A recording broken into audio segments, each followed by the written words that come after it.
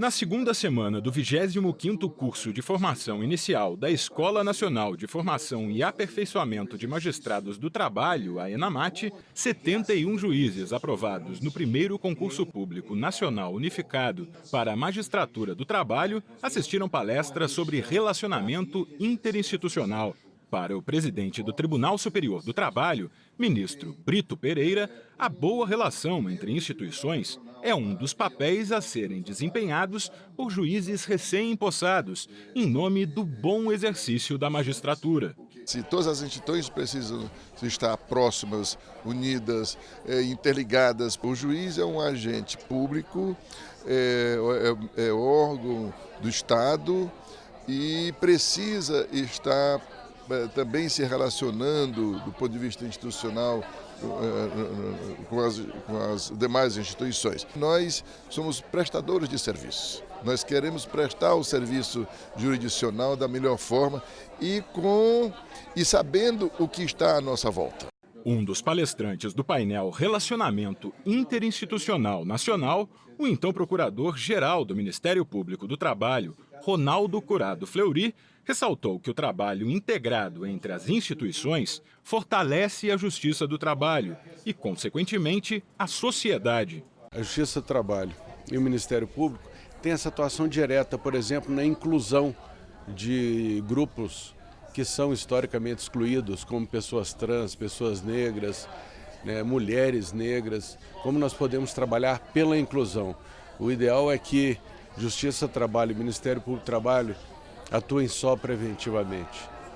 Esse seria o mundo ideal, onde nós teríamos aí uma sociedade mais justa e mais igualitária. A advogada e psicóloga Graziela Ambrósio falou sobre relacionamento interpessoal. Segundo ela, a maneira como o juiz lida com o próprio trabalho interfere diretamente na tomada de decisões do magistrado.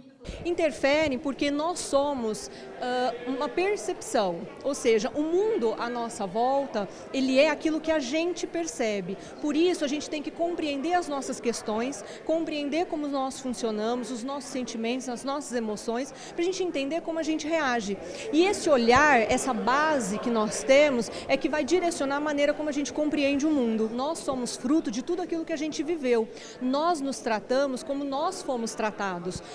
As referências que nós temos hoje são aquelas que nós cultivamos ao longo de toda a infância. Então é importante a gente entender esse mecanismo para entender às vezes que muita coisa que a gente sente ou maneiras como a gente se trata não são nossas, mas sim foram trazidas de fora para dentro. Com experiência jurídica acumulada ao longo de 40 anos de profissão, o professor e desembargador aposentado Márcio Túlio Viana mostrou como a percepção da sociedade mudou em relação à figura do juiz ao longo das últimas décadas. Para ele, o juiz, antes absoluto, passou a ter um papel de igualdade diante das partes. A grosso modo, duas tendências. A tendência do juiz que tenta o consenso, tenta, digamos, as artes da sedução, né? Mais do que da autoridade ou do autoritarismo, e juízes que, ao contrário, vendo-se mais enfraquecidos em termos de poder, tentam reforçar esse poder, como que voltando aos velhos tempos.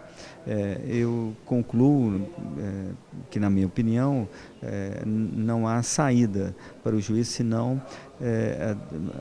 aderir, né, a essas novas tendências, já que, de outro modo, ele perderá a legitimidade e será menos juiz. Os alunos também participaram de oficinas e laboratórios e assistiram palestras sobre invisibilidade social e os vulneráveis nos litígios sociais.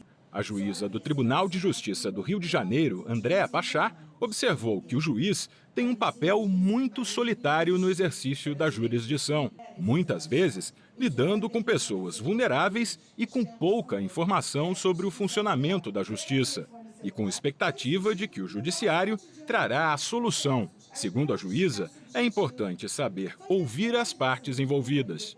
Nós sabemos que para a atividade jurisdicional há limites, mas sabemos também que é fundamental respeitar e compreender essa demanda. O primeiro conselho ou a primeira informação que eles já devam ter, mas que é relevante, é entender que a nossa legitimação vem da compreensão do nosso trabalho. E se nós conseguirmos compreender e nos aproximarmos da sociedade, seguramente a nossa atividade será mais respeitada e será mais legitimada.